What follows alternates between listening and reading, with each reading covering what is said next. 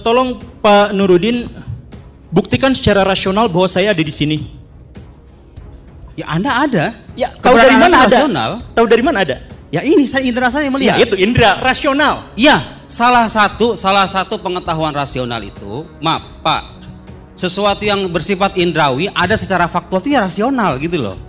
Pak Arbi ada di sini, Pak ini ada di sini. Itu rasional. Bapak tadi mengatakan Allah tidak bisa diindra. Iya. Karena itu pembuktiannya hanya dengan menggunakan rasional. Itu kan hal gaib, Pak. Bapak kan hal yang tampak. Iya betul. Maka sebentar saya mau nanya ini yang paling dasar aja. Mikir gitu ya. Mikir kan. Coba itu uniknya Islam tuh. Dan bukan cuma itu Mas. Saya mau bilang begini. Kadang ada sebagian muslim yang nggak sadar dengan ini. Anda itu punya kitab suci, tahu nggak? Itu keautentikannya terjamin. Kenapa? Karena kitab suci kita itu sampai dengan periwayatan lisan yang sedemikian masif. Jadi Mas kalau sekarang belajar ilmu qiraat, qiraat ilmu cara membaca Al-Qur'an. Itu bisa dipertanggungjawabkan. Bacaan ini saya terima dari fulan, fulan dari fulan, fulan dari fulan, fulan dari fulan. Bahkan cara bacanya pun diatur, tahu? Ada nasabnya ya. Bukan, ada tajwidnya. Apa ilmu tajwid. Ilmu tajwid. Jadi supaya orang nggak sembarangan baca Quran itu diatur. Ada nggak, saya mau nanya, ada nggak kitab suci yang cara baca panjang pendek itu diatur? Ada cuma kita aja yang Islam aja masih berat gitu bacanya kan? Iya kan? Nah, jadi supaya bacaan ini tidak diselewengkan, sanadnya jelas. Sanad maksudnya? Sanad itu artinya mata rantai periwayatan. Mata rantai ya benar. Nah, sampai ke sana, sampai kepada tabiin, sampai ke sahabat, sampai ke nabi. Sampai ke Jibril katanya. Karena itu kita bisa yakin ini Quran yang kita terima sekarang itu persis sama dengan Quran diajarkan sama Nabi Muhammad. Dari mana kita bisa tahu? Dari periwayatan lisan yang sedemikian masif ini. Coba, kalau orang meriwayatkan dan periwayatannya jalurnya banyak, apa kita masih ragu? Kayak kita dapat informasi dari berbagai sumber nih. Ini satu sumber mengatakan begini, sumber kedua juga mengatakan sama nih, ketiga juga sama. Kita yakin kan? Makanya kita bisa yakin Quran itu sepenuhnya otentik dan sama dengan apa yang diajarkan Nabi Muhammad karena ada periwayatan lisan sedemikian masif itu. Namanya mutawatir bahasa Arabnya. Jadi Quran itu satu kitab suci yang diwakilkan. Kenapa Allah itu mentakdirkan kitab suci yang semacam itu untuk umat Nabi Muhammad? Karena ini agama yang akan bertahan sampai hari kiamat. Jadi orang ketika nanya, ini kita benar dari Tuhan apa enggak? Lihat mata perantaiannya jelas loh. Bukti keilahiannya juga jelas loh. Nggak ada yang bisa menandingi loh tingkat kefasihannya. Sayangnya kita kan nggak paham bahasa Arab nih. Kalau kita disebutkan ayat Quran, kadang-kadang kita nggak emang di mana indahnya sih. Iya, Anda nggak belajar. Coba Anda tanya sama orang yang bertahun-tahun bertungkus lumus dengan kitab bahasa Arab. Quran itu luar biasa. Iya. Ini satu-satunya kitab di dunia yang bukan cuma maknanya, tapi cara baca juga diatur. Maksudnya nggak ada gitu yang dan lain. Sekarang makna-maknanya itu Mas dijelaskan dengan kitab tafsir yang jumlahnya itu ya salam. Kalau kita lihat itu perpustakaan Islam, itu bertonton kitab tafsir itu. Jami'ul Bayan punya Tobari 23 jilid, Mafatihul Ghaib punya Ar-Razi 32 jilid, Tafsir Ibnu Katsir 8 jilid. Saya punya tafsir di Mesir karangan dari Mesir karangan Garin Syekh Al-Azhar 15 jilid, karangan Garin Syekh Al-Azhar yang sebelum sekarang. Syekh Said Tantowi namanya. 15 jilid. Kitab tafsir apalagi? Kitab tafsir banyak sekali. Itu ulama menjelaskan makna Al-Qur'an dari sisi syariatnya, dari sisi akhlaknya, dari sisi tasawufnya, dari berbagai sisi, dari sisi bahasanya. Ya, kitab tafsir dengan genre yang beragam itu. Coba, mungkin nggak itu karya? Itu kalau benar buatan Nabi Muhammad itu mungkin nggak sih kayak gitu? Makanya ya. Kan banyak yang bilang juga, bahkan mungkin udah dipercaya bahwa Quran ini satu-satunya buku yang dari Quran ini udah lahir jutaan buku. Iya. Nggak ada buku lain yang kayak gini. Membuat decak kagum manusia sepanjang zaman. Sementara yang menyampaikan Quran ini adalah Nabi yang ummi, nggak membaca, nggak menulis. Nah, saya mau ngoreksi begini. Kurang ajar sekali mengatakan Nabi saya tidak membaca dan menulis, karena ada orang-orang yang memahami kalau Nabi dikatakan tidak membaca itu seolah-olah aib. Iya kan? Kayak Mas Ari kalau nggak baca bisa tulis, saya pandang sebagai aib kan? Tahu nggak? Nabi Muhammad itu sengaja Allah takdirkan tidak membaca dan menulis supaya apa? Supaya itu menjadi penguat akan kenabiannya. Karena kalau Nabi itu pernah membaca dan menulis dan pernah belajar, orang akan punya alasan. Ini buatan Muhammad ini mah. Hasil belajar dia ini mah, ya nggak? Iya kan? Allah sengaja tuh menutup celah itu. Angle pas ini. Iya kan? Kalau seandainya Nabi Muhammad pernah gini deh. Mas tahu nggak, ayah Nabi Muhammad itu wafat ketika beliau dalam kandungan. Jadi Nabi Muhammad itu nggak pernah ngeliat wajah ayahnya loh. Seandainya ayah Nabi Muhammad itu sampai dewasa masih ada, sampai Nabi usia remaja misalnya masih ada. Kemudian di usia 40 beliau ngaku sebagai nabi. Orang akan punya alasan. Ini hasil belajar Nabi Muhammad dengan ayahnya Abdullah. Tapi Allah wafatkan. Jadi orang-orang terdekatnya itu wafat ketika masih kecil loh. Ayahnya wafat beliau dalam keadaan kandungan. Beliau masih dalam kandungan. Ibunya wafat ketika beliau masih kecil. Kakeknya juga sama. Pamannya yang bertahan tuh pamannya. Tapi kan paman tuh kan garisnya agak jauh. Dan nggak ada celah juga bahwa Nabi Muhammad itu belajar sama Abu Thalib. Karena Abu Thalib pamannya yang mengatur itu, yang mengasuh beliau itu ketika kakeknya wafat. Justru Abu Thalib itu gak mendeklarasikan keimanannya secara jelas kepada Nabi, ya kan? Tapi melindungi Nabi karena alasan kecintaan kekerabatan. Jadi nggak ada fitnah juga dari Abu Thalib. Soalnya ngasih iman gitu. Jadi orang nggak akan punya alasan ini Nabi Muhammad dapat ini dari hasil belajar dengan ini. Nggak ada loh. Ayahnya nggak ada, ibunya nggak ada. Jadi keumian atau ketidak membacaan dan menulis itu bukan aib bagi Nabi. Itu justru kemuliaan dan kesempurnaan bagi beliau. Anda jangan samakan Anda dengan beliau gitu. Anda siapa? Who are you? Kamu siapa? Ya kita ini beda dengan Nabi gitu loh. Bagi kita kalau orang nggak bisa baca tulis, buta huruf gitu, itu aib loh.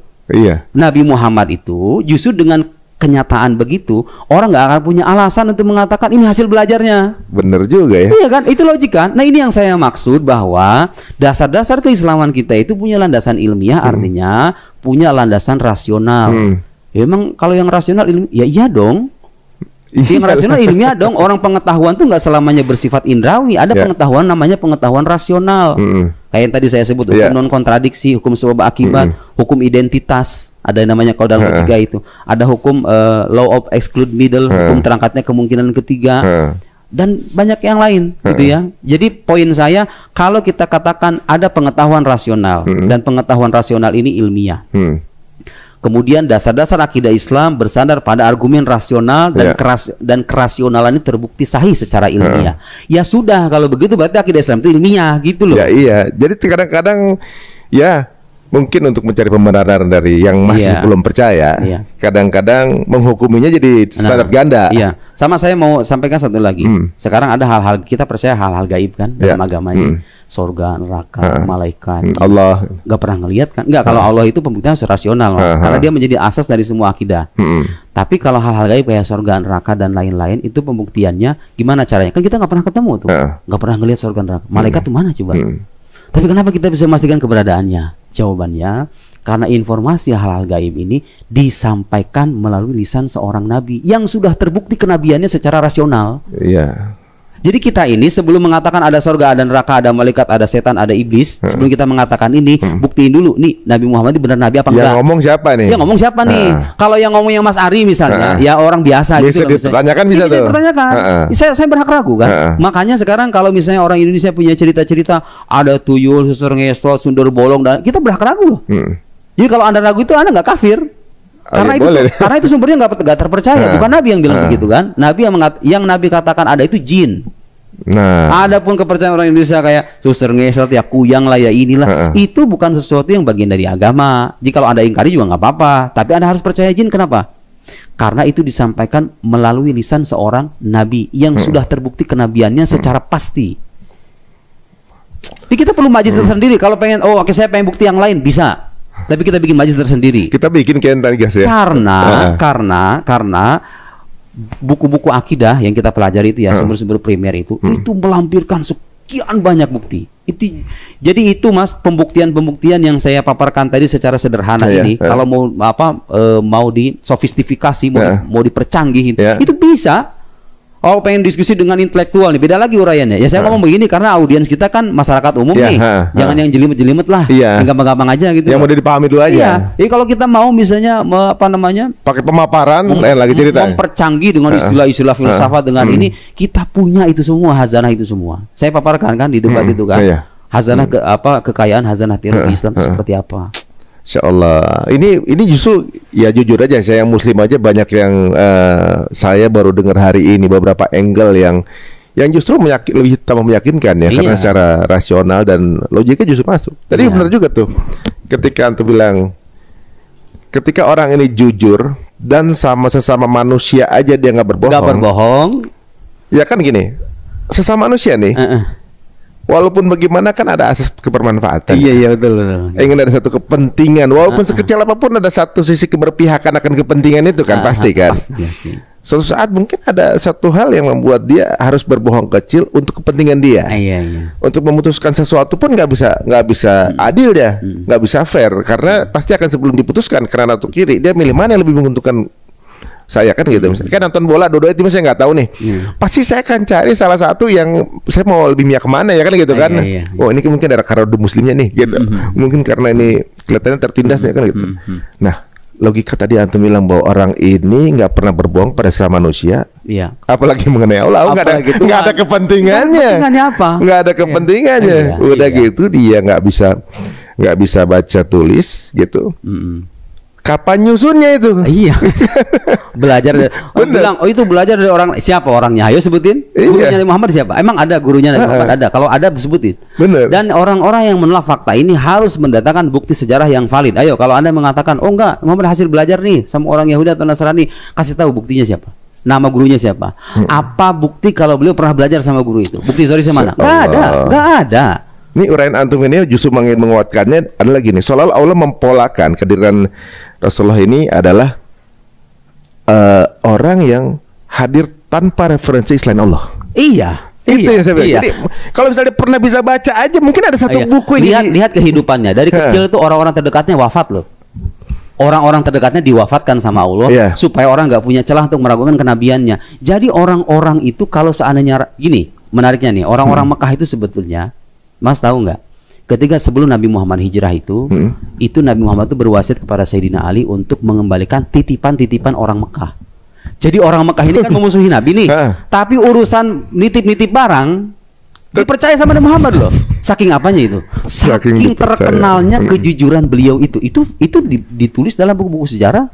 Keterpercayaan Nabi itu jadi beliau itu dipercayai sama musuhnya sebelum sama pengikutnya. Musuhnya percaya, hanya saja gengsi secara sosial kan nggak. Kalau dia diaku sebagai nabi, nanti kan ada orang-orang yang punya jabatan sosial tinggi di Mekah, hilang jabatannya dong, tiba-tiba gengsi, takabur, sombong, nggak mau mengakui. Hatinya bahkan di Quran itu wajah hadubiha wastaiqanatha anfusuhum. Mereka itu ingkar, tapi jiwanya itu sebetulnya yakin. Ini orang nggak mungkin bohong. Oh nggak pernah bohong sama manusia aja nggak pernah bohong, masa iya dia bohong atas sama Tuhan? Gitu loh. Di situ juga masuk sebenarnya. Udah tahu apa namanya? Saya juga dengar tuh kisah itu bagaimana titipan-titipan itu sekali. Berarti kan musuhnya juga percaya sama. Cuma ya itu tadi, makanya orang-orang yang terbuka hatinya, terbuka nalarnya, susah sebetulnya. Memang hidayah urusan Allah sih. Hidayah urusan Allah, betul. Tapi sebenarnya susah untuk mengingkari, untuk mendustakan seseorang yang tidak pernah berbohong itu. Gini aja deh. Kalau saya kenal dengan Mas Adi secara personal nih, selama puluhan tahun. Dan saya tahu Mas Adi itu orangnya berintegritas tinggi, nggak pernah bohong sama sekali. Kalau Mas Adi datang ke informasi apa aja gitu ke saya bisa langsung percaya kan. Kita kalau punya CS kayak gitu tuh, oh udah gue percayalah kalau dia ngomong mah gitu kan. Dia orang baik nih, orang baik nih. Gitu. Ini manusia sepanjang sejarahnya nggak pernah terbukti pernah berbohong. Orang semekah itu percaya, musuhnya aja percaya gitu loh. Kok sekarang kalau Anda ingin mendustakan kenabiannya, alasannya apa gitu loh? Saya mau nanya, alasannya apa? Jadi saya mau yang bilang bahwa klaim ketuhanan, klaim kenabian, termasuk kepercayaan terhadap hal gaib yang disampaikan sama Nabi itu bukan kepercayaan subjektif yang asal percaya doang itu. Enggak, itu ada landasannya, ada ilmunya yang membahas, ada metodologinya, ini ada argumennya. Ketika argumen dikritik, ada kritik atas kritik argumen, ada kritik salah argumen. Kita punya hazanah keilmuan yang sedemikian kaya itu. Sayangnya orang zaman sekarang kadang nggak bisa mengakses. Ya ada yang nggak bisa bahasa Arab. Tapi kalau kita mengakses itu dari sumber primernya, ya sebetulnya kita nggak akan punya celah untuk meragukan agama ini gitu loh. Dengan seluruh penghormatan kita kepada umat agama lain ya. Karena ini meyakini kebenaran satu agama tidak menafikan penghormatan kita kepada orang yang berbeda agama dengan kita. Ini harus kita catat. Ya, benar, gitu ya. Saya mengatakan begini justru untuk memperkuat dan meyakinkan orang-orang Muslim bahwa Anda itu selama ini hidup dengan agama yang dasarnya jelas loh. Gak usah pusing-pusing lagi gitu loh. Tinggal Anda belajari aja. Sebenarnya mudah jadi Muslim ya. Asal mau belajar gitu. Asal mau belajar ya. Dan jangan sembarangan nyari guru. Saya mau bilang sama ya orang-orang zaman sekarang di tengah kehidupan internet ini. Di mana semua orang bisa bicara, kemudian segala hal bisa diakses. Kadang orang nggak punya filter. Berhati-hati mencari guru, Mas. Berhati-hati mencari guru. Karena kenapa? agama itu sesuatu yang paling berharga, bukan cuma untuk sekarang tapi nanti. Kita ini kalau udah mati, yang pertama kali ditanya itu kan man rabbuk, siapa Tuhan kamu? Mataqul fi hadzal rajul, apa yang kamu katakan laki-laki ini, maksudnya Nabi Muhammad, man nabiyuk. Kalau Anda hidup dengan keimanan yang mantap, ya sekalipun Anda nggak bisa bahasa Arab, Anda akan bisa menjawab. Tapi poin saya, iman itu sesuatu yang paling berharga. Karena itu tiket kita menuju keabadian sana, menuju sorga gitu, kenikmatan yang abadi itu. Jangan sepelekan itu. Nah, kalau Anda ingin beriman secara tepat, ya Anda harus mempelajari. Makanya Mas, belajar akidah itu hukumnya fardu ain loh. Iya, sebagai muslim kadang nggak tahu. Belajar akidah itu hukumnya fardu ain. Wajib setiap muslim itu belajar dasar-dasarnya, dasar-dasarnya. Kalau rincian-rincian kayak teolog, kayak filosof gitu, ya udah itu mah fardu kifayah lah. Ya, ada yang mengambil peran itu. Nah, saya pengen bilang gini, orang zaman sekarang itu kadang kalau mencari pengetahuan agama itu sembarangan. Sementara kalau misalnya mendiagnosa penyakitnya, penyakit yang dialami itu dari dokter tuh subhanallah. Jadi yang spesialis, yang benar-benar terkenal, yang benar-benar terkenal kepakarannya, ya kan? Jelas sekolahnya di mana, gelarnya apa. Saya beberapa bulan yang lalu tuh periksa gigi, Mas. Cabut gigi. Ya saya datang ke dokter gigi dong, spesialis gigi. Saya nih, meskipun saya tahu ada dokter, misalnya dokter spesialis kulit, sama-sama dokter loh, dokter gigi, dokter kulit. Saya berani nggak, Mas Ari berani nggak kira-kira nyambut gigi sama dokter kulit? Ya enggak lah. Orang harusnya itu beragama tuh begitu, hati-hati, nyari orang spesialis, nanya masalah fikih, tanya sama kiai yang kepakaran fikihnya itu dikenal, diakui. Nanya masalah akidah sama yang paham akidah, nanya tafsir sama ahli tafsir. Di Indonesia banyak ahli tafsir. Nanya hadis sama ahli hadis. Jangan sembarangan, jangan asal semua tenar kemudian cara bicaranya menarik. Lihat Mas, itu orang belajarnya di mana. Jadi agama kita ini terwariskan secara bersanad, asal muasalnya jelas. Jadi kalau pengen nyari guru agama, dicari itu orang belajarnya di mana. Kredibilitasnya sejauh apa, ya kan? Kemudian apa namanya kapasitasnya, kapabilitasnya, kemampuannya, gitu kan, teruji apa enggak, diakui atau enggak oleh yang lembaga yang otoritatif gitu kira-kira. Kalau dia nyantri misalnya di sebuah pesantren, nyantri di mana, kiainya kayak gimana, gitu loh. Karena agama kita itu gak akan kita bawa sampai kita mati. Oh kita kalau urusan penyakit kok selektif dalam memilih dokter. Kenapa kalau untuk urusan sesuatu yang penting bagi kematian, bagi setelah hidup setelah kematian, kita tuh asal-asalan gitu loh. Prasmanan kadang-kadang ngambil yang cocok aja buat kita. Kadang-kadang yang humornya banyak, yang menghibur. Gak bisa, ya boleh lah sesekali kita mencari hiburan dari balik ceramah-ceramah agama. Tapi Anda harus pertimbangkan hal yang lebih substansial ketimbang itu. Apa itu? Kedalaman wawasan, asal muasal ini orang belajar di mana sih? Terus gini Mas, belajar agama itu nggak cukup dengan buku, dengan baca buku doang.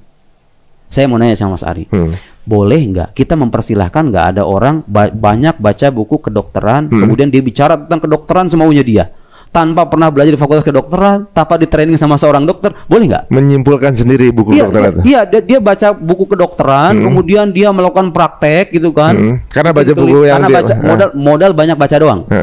Boleh nggak sih? Ya enggak juga. Jangan dong, merusak ya kan. Kalau modal bisa keliru, itu tingkat keliruannya lebih besar. Iya kan. Nah, agama tuh seharusnya juga begitu. Cari orang yang gak cuma banyak baca, tapi dia belajar sama gurunya jelas nih ahli agama juga, gitu loh. Bukan cuma agama, karena semua ilmu, semua ilmu kan. Semua ilmu begitu. Masa orang yang gak di training sebagai dokter dipersilahkan menjadi dokter atau bicara tentang kedokteran? Saya yakin nih, orang kayak saya nih, kalau bicara kedokteran nih di media sosial, saya pasti diprotes, diketawain banyak orang loh. Anda siapa? Belajar kedokteran nggak pernah? Baca buku kedokteran doang misalnya? Modal kamu apa? Sementara orang-orang yang kuliah puluhan tahun itu di kedokteran itu, mereka jauh lebih terpercaya. Ini orang ahli agama juga harusnya perlakuan begitu dong. Agama itu sesuatu yang paling mahal dalam hidup Anda. Bayang kalau nggak ada agama di dunia ini, manusia hidup teratur kayak apa? Bisa teratur apa enggak? Kayak binatang gitu. Iya kan? Dan hal yang paling mendasar dalam agama itu dia mengatur hawa nafsu manusia. Ini orang sepintar apapun kalau hawa nafsunya tinggi, kadang-kadang kan dia terkalahkan kan akalnya oleh hawa nafsunya kan. Agama datang mengatur hawa nafsu, agama datang mengatur hubungan kita dengan sesama manusia yang lain, dengan sesama pemeluk agama yang sama, dengan orang yang berbeda agama. Agama mengatur kehidupan keluarga, kehidupan pribadi, dari mulai remaja, dari mulai kita bayi, dari mulai kita dalam kandungan. Ya salam gitu kan. Jadi, kurang detail apa? Kurang gitu? Detail apa? Jadi saya berharap gitu ya, kepada orang-orang zaman sekarang, hati-hatilah nyari guru. Sekarang kita di zaman fitnah nih. Ya, segala hal tuh gampang bisa diakses, bisa diakses gitu ya. Dan saya berharap jangan gampang membenarkan suatu informasi atau pengetahuan keagamaan dari orang yang belum jelas rekam jejak ilmu agamanya. Karena sekali lagi belajar agama itu gak cukup dengan buku. Sebagaimana dokter di training bertahun-tahun, bahkan ada kuliah sampai 8 tahun ya. Iya, praktek habis itu praktek lagi berapa tahun? Praktekan. Loh, belajar agama tuh begitu, Mas. Saya ini mohon maaf ya, saya 9 tahun, saya pun masih merasa banyak ilmu agama yang belum saya kuasai. Iya, saya kayak misalnya ada ilmu fikih nih. Saya nggak merasa terlalu ahli dalam, makanya saya hampir nggak pernah loh bicara masalah fikih itu. Kecuali sama santri-santri saya di pesantren aja, di medsos itu, saya nggak berani. Kenapa? Karena saya nggak merasa nggak punya keahlian spesifik tentang ilmu itu. Itu kearifan semacam ini kita butuhkan zaman sekarang nih. Orang tuh tahu dengan kapasitasnya, dengan kadarnya, kemampuannya. Anda ini siapa? Bicara sesuai dengan kemampuan Anda saja. Gitu loh. Jangan ngelebar kemana-mana. Saya ingin berharap menjadi bagian dari perubahan. Mas, menjadi bagian dari perubahan itu bisa dengan diam. Diam dari hal-hal yang tidak Anda kuasai. Takut malah merusak gitu. Merusak kan? Jadi juga berarti kalau berkontribusi bagi peradaban itu kita bicarakan semua hal. Nggak begitu dong. Justru dengan diamnya kita, fokus kita terhadap bidang yang kita tekuni, itu kita sudah memberikan kontribusi yang nyata bagi peradaban. Andaikan, Mas Adi bisa bayangkan, kalau semua orang punya kesadaran kayak gini, kerisuhan di negeri kita itu akan berkurang kan? Kita akan terhindar dari debat-debat yang nggak perlu itu. Kalau orang sadar dan tahu diri dengan kemampuannya. Ini kebijakan ini yang perlu kita penetrasikan, perlu kita tumbuhkan, perlu kita sampaikan kepada orang banyak, karena kemampuan kita terbatas, gitu ya. Semua ada bidangnya masing-masing. Semua ada bidangnya masing-masing. Orang kedokteran akan protes kalau yang bukan ahlinya bicara tentang kedokteran. Ahli pertanian akan protes. Kalau orang ahli politik bisa bicara tentang pertanian, sementara dia nggak paham dia pertanian, ya kan? Biologi, kimia, itu semua ilmu tuh ada ahli-ahlinya. Coba kita hormati dong. Belajar menghormati kepakaran setiap ahli dalam bidangnya masing-masing, supaya apa? Supaya keilmuan kita itu maju.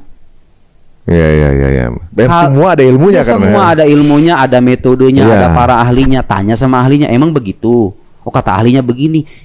Sudah gitu loh. Kalau kata ahlinya begitu, saya nih dalam urusan nasab yang rame-rame dibicarakan orang itu, saya mengikuti ahli aja. Kata para ulama ahli nasab gimana?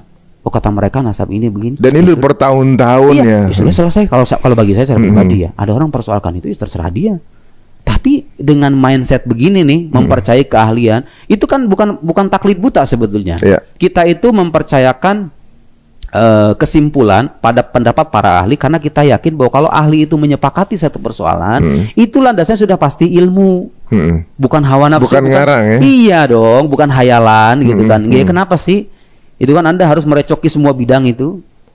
Kalau dari sudut pandang itu gimana mengenai nasab ini? Kan gini, kemarin ada sepertinya memang rame juga gitu ya pernasaban ini ya.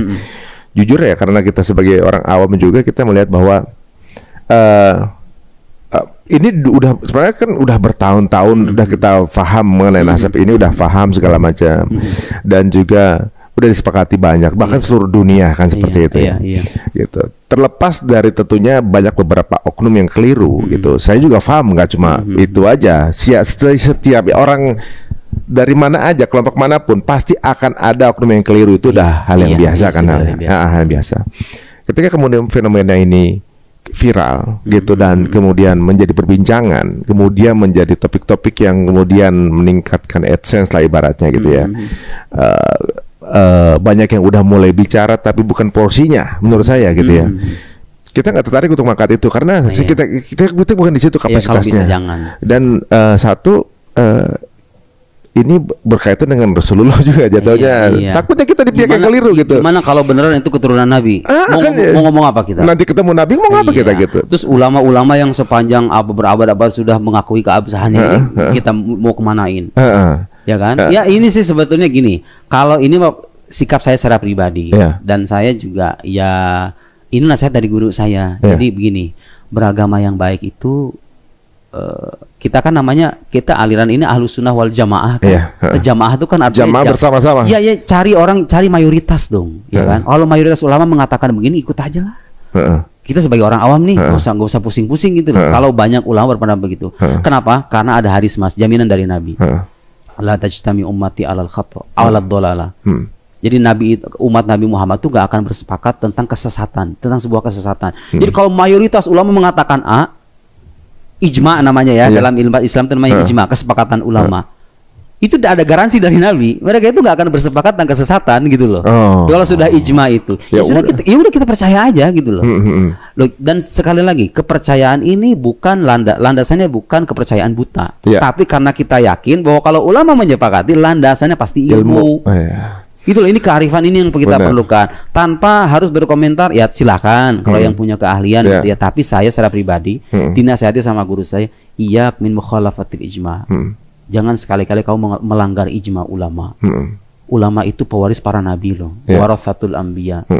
Kita ini kalau pengen beragama seperti yang diinginkan sama Nabi, ya ikuti ulama aja.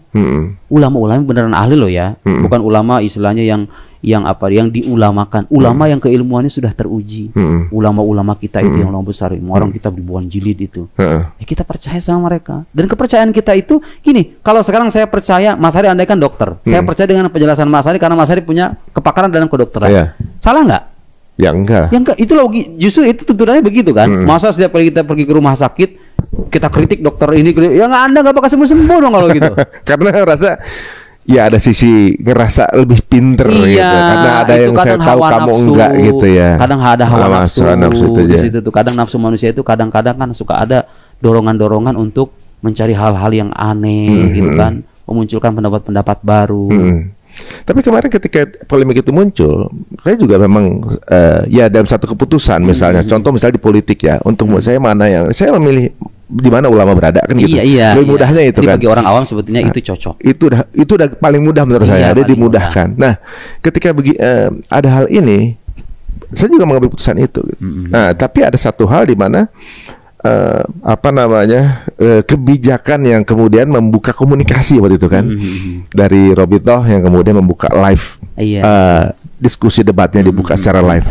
Ini menarik untuk anak sekarang karena walaupun kita kayaknya ya tadi keberpihakan itu ada keberpihakan ke satu sisi, tapi juga emang pengen denger sih apa sih landasan ilmiahnya. Seharusnya sih itu debat itu harusnya berlangsung antara yang betul-betul mempromosikan penolakan dengan yang mempertahankan. Bener. Itu seru itu kalau terjadi. Makanya kemudian ketika live itu ada, jujur saya juga termasuk yang nunggu pengen tahu dasarnya apa. Termasuk saya. Antum juga gitu pengen ya. Pengen tahu. Kemudian katanya ini sudah kedua kalinya kalau nggak salah nggak hadir. Nah makin yakin kalau orang memiliki satu pandangan argumentasi yang berdasarkan keilmuan, tinggal di challenge aja kan gitu. Jatuhnya ya setiap teori kan bisa aja sepakat atau nggak sepakat, tapi mau silakan di-challenge. Kayak guru Gembul itu kan, dia berani datang kan. Nah itu saya respect. Karena beliau datang kan gitu kan. Nah. Jadi gini Mas, gunanya debat terbuka itu gunanya, saya ngerasakan impact itu luar biasa, menyadarkan orang itu luar biasa. Apalagi kita hidup di zaman internet kayak gini nih. Dengan adanya debat terbuka itu orang jadi tahu gitu loh. Mana yang benar, mana yang enggak, mana yang rasional, mana yang enggak, mana yang berbasis data, mana yang asal ngomong doang. Itu kan penting. Jadi kita tanpa mengajak, ayo jangan gini-gini, enggak, cukup kita perlihatkan aja. Ini orang ini pandangannya begini, saya bantah nih. Kalau terlihat bantahan kita kuat, ya orang juga akan menilai sendiri kok. Sadar dengan dirinya. Terutama yang nggak fanatik loh ya. Kalau yang fanatik udah nggak ada cerita itu. Mereka mau kita ngomong 1000 dalil sekalipun, enggak, bagi anda salah, ya sudah, selesai, terserah kamu gitu. Tapi itu tradisi intelektual yang sudah diperkenalkan oleh para ulama dulu. Saya pernah bercerita tentang mazhab Mu'tazilah. Mazhab Mu'tazilah ini satu sekte dalam Islam yang punya pikiran-pikiran menyimpang. Mazhab resmi negara di era Abbasiyah. Mazhab resmi negara itu punya kekuatan politik kan. Tapi itu sampai sekarang nggak ada sisanya loh. Sebagai sebuah mazhab udah nggak ada, udah hilang. Kenapa? Karena para ulama Sunni, ulama Ahlus Sunnah itu tampil munadharah itu artinya debat terbuka. Itu udah biasa ulama dulu kayak gitu. Sehingga kecacatan mazhab ini tersingkap. Tersingkap sedemikian intens gitu kan. Akhirnya apa? Orang sadar, wah ini mazhab udah nggak bener ini. Ya kan?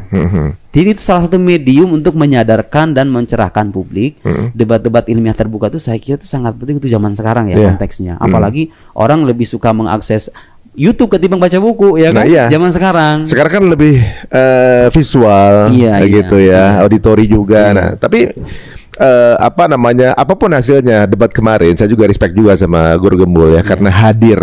Ya menurut saya nggak akan terjadi debat itu kalau nggak hadir gitu kan. Saya juga nggak bakal hadir di sini. Iya benar. Ibaratnya Tapi ya, jadi antum jadi ditemukan gitu loh. Masalahnya gini kan, ibaratnya ini katakanlah ya mungkin hal ini terjadi memang karena emang udah waktunya gitu antum menjadi bagian dari yang tampil di permukaan. Tapi walaupun begitu mudah-mudahan ya misal Guru Gembul juga menyaksikan ini, kemudian beliau juga melakukan riset lagi, yang kemudian kita bisa menjadi semeja di pihak yang sama kan gitu.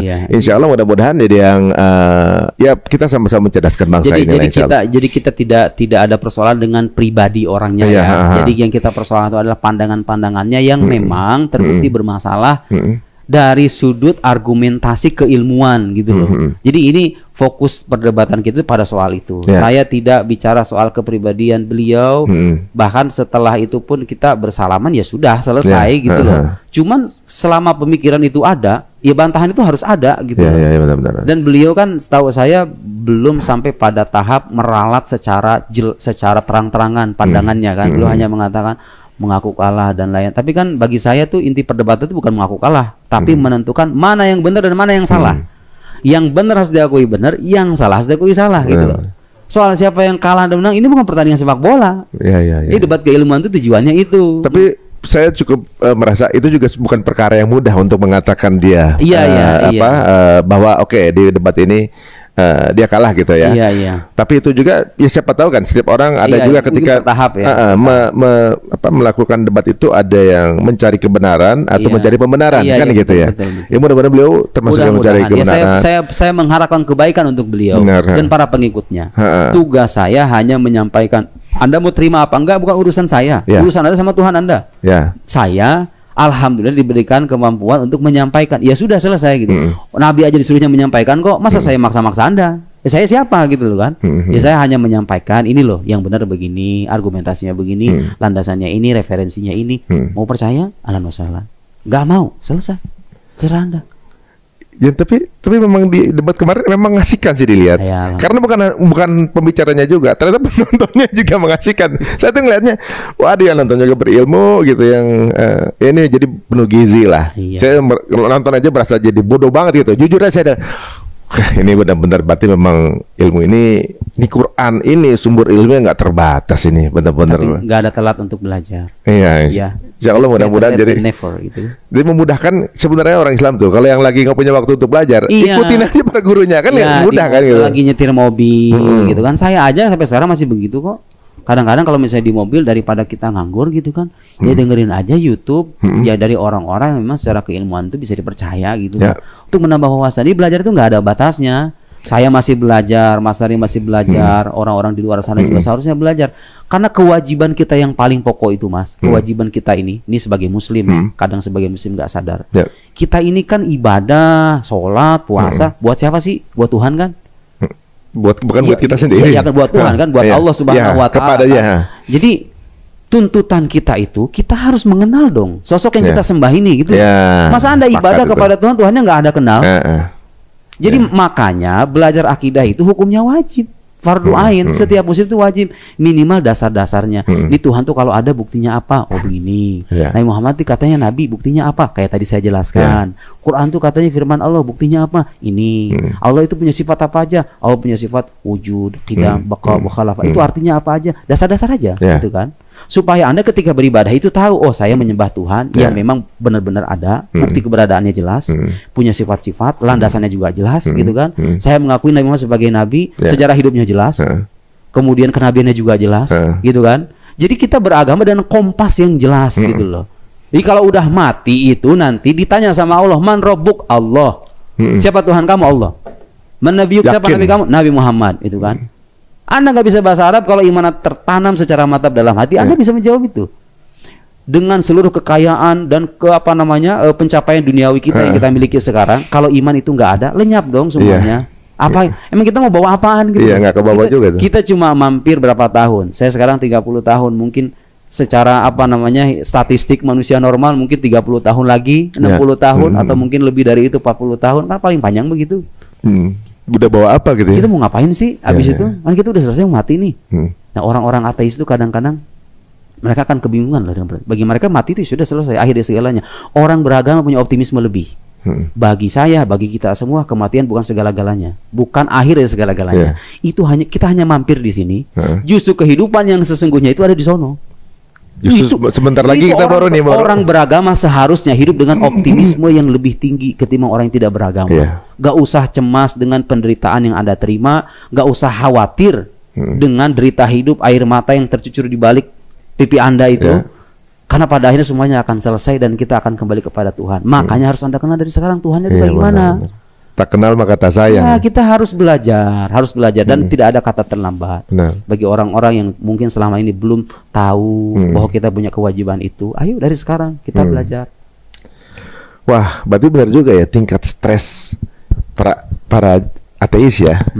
Ketika di usia 50 itu meningkat, itu mungkin karena ini kali ya. Ending nih, benar juga ya. Iya, pada akhirnya kan ketika sekarang gini nih. Kalau bagi orang-orang yang tidak percaya alam akhirat, nggak percaya Tuhan, sekarang kan banyak mas orang-orang zolim dan dia belum mendapatkan balasannya kan. Ayo orang-orang Zionis itu kurang kejam apa itu? Kalau alam akhirat nggak ada, gimana itu pembalasan bagi mereka? Kalau sekarang kita bisa sabar ya. Koruptor yang ngambil duit rakyat nggak pernah ketahuan, misalnya kan nggak semua koruptor ketahuan. Ayo balasannya gimana kalau nggak ada alam akhirat? Adil nggak itu? Benar. Pembunuhan yang nggak ketahuan. Justru logika keadilan itu hanya akan mungkin kita kukuhkan kalau kita percaya ada hari pembalasan dan Tuhan yang mengadili itu, bukan kita. Karena Dia yang maha tahu. Dia yang maha tahu. Coba orang kalau punya keyakinan secara komplit begitu, percaya Tuhan, percaya Nabi, percaya tuntunan agama, percaya hidup setelah kematian, kita hidup tuh enak, tenang. Kau punya masalah sedikit, ya sudah, masalah dijalani aja. Nanti kan semuanya akan ada balasannya dari Allah. Bukankah itu bisa menenangkan hidup kita? Happy gitu dengan segala ketentuan. Iya. Semuanya dapat ujian kok. Yang nggak dapat ujian di satu pintu, dapat ujian di pintu yang lain. Ada orang ujiannya begini, orang lain ujiannya begini, beda, sama-sama diuji. Nanti ada guru saya itu pernah ngasih permisalan gini mas, kita ini hidup seperti sekolah. Sekolah itu kan ada kalanya libur, ada kalanya ujian kan, benar. Mas Ari itu ada kalanya ketawa, ada kalanya sedih ya kan. Saya juga begitu. Kayak sekolah tuh, ada kalanya kita seneng kalau liburan nih, tapi ada kalanya aduh pusing kalau lagi ujian, ya kan. Sekarang kita itu lagi ujian, kemudian kita mengisi lembar jawaban. Kapan lembar jawaban itu dikasih? Kalau kita udah mati. Lembar jawaban itu dikasih, nanti dikasih, nih yang dapat reward adalah fulan. Dapat ranking satu, gitu kira-kira. Pembagian hadiah, dua tanda petik. Pembagian ganjaran itu nanti. Jadi kita ini sekarang masih sekolah. Anda jangan membayangkan dunia ini hanya tempat bermain-main saja, tempat bersenang-senang. Kalau nyari kesenangan sebenarnya bukan di sini. Kenapa? Nabi nih yang kekasih Allah itu diuji, bahkan ujiannya lebih berat. Asyadun nasi balan alam biya. Jadi manusia, kata Nabi itu manusia yang paling banyak, yang paling dahsyat ujian itu para nabi loh. Kebayangkan Nabi Muhammad punya anak berapa coba? Berapa ada kayaknya? Nabi Muhammad itu punya anak, semuanya dikuburkan dengan tangan beliau kecuali satu orang. Jadi wafat dalam keadaan beliau masih hidup. Orang kehilangan satu anak itu sedih banget loh, ya kan? Ini beliau kehilangan semua anaknya kecuali satu namanya Sayyidah Fatimah. Yang hidup cuma yang masih hidup itu pun nyusul beliau setelah 6 bulan kemudian. Jadi orang-orang terkasih Nabi wafat ketika beliau hidup dikuburkan dengan tangan beliau. Itu ujian kurang berat apa? Dihina, dicaci maki, pengen dibunuh selama 23 tahun. Gak ada yang berhasil sama karena Allah dijaga, ya kan? Tapi kalau ujian berat gitu loh. Kadang-kadang beliau ketika dalam keadaan lapar itu menahan perutnya dengan bebatuan, ya kan? Itu menjadi contoh bagi kita bahwa inilah kehidupan dunia sesungguhnya. Allah la aish illa aishal akhirah, kata Nabi. Kalau melihat kenikmatan Allah tidak ada kehidupan kecuali kehidupan akhirat. Kehidupan yang sesungguhnya itu kehidupan akhirat, bukan kehidupan yang sekarang. Sekarang kita cuma mampir, seperti orang pengen safar ke satu tujuan, lagi berteduh di bawah pohon. Ya kita lagi mampir. Kita harus punya filosofi begitu tuh sebagai orang beragama. Supaya apa? Supaya kita bisa menjadi sisa kehidupan ini dengan baik. Dan berakhir dengan akhir yang baik, membawa amal baik, dan kita berjumpa dengan Tuhan yang maha baik. Masya Allah.